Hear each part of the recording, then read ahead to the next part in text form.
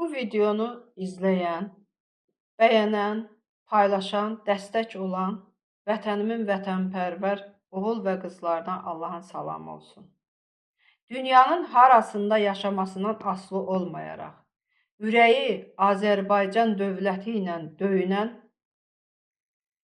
Azərbaycanı canından, əzizlərindən çox sevən dəyərli soydaşlarım. Bugün Bakı vaxtı ilə gecə saat 3-ün yarısında mən bu video çıxış edirəm.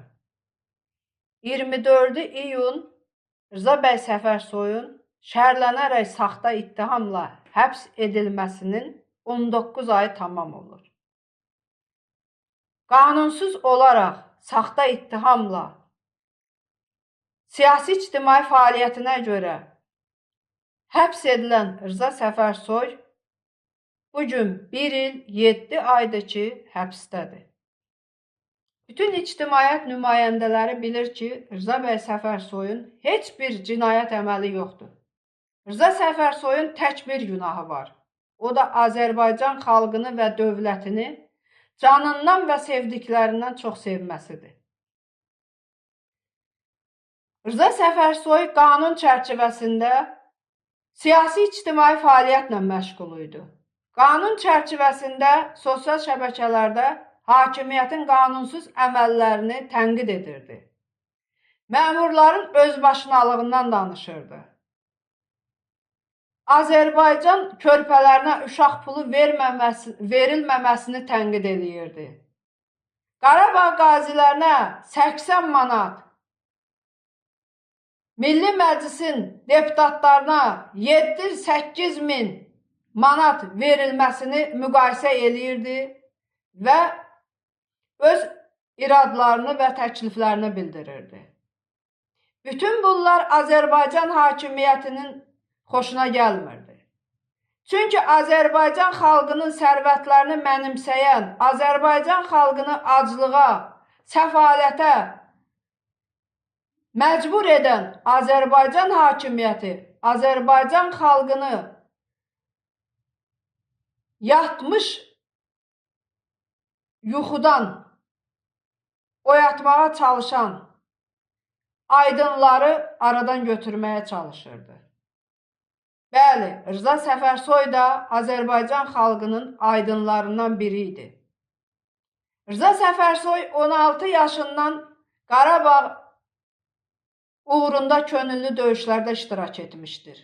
Rza bəy Səfərsoy atası ilə birlikdə Azadlıq meydanında 88-ci ildə Milli Azadlıq hərəkatında iştirak etmişdi. Özünün dediyinə görə hələ uşaq ikən başına Sovet imperiyasının əskərinin dubinkası dəymişdi. Rza bəy Səfərsoy ali təhsilli zabit olaraq 16 il Azərbaycan ordusunda xidmət etmişdi. Azərbaycanın ərazi bütövlüyünün qorunması uğrunda can sağlığını itirərək yarımcan 2-ci qrup əlil olaraq kapitan rütbəsi ilə ehtiyata buraxılmışdı.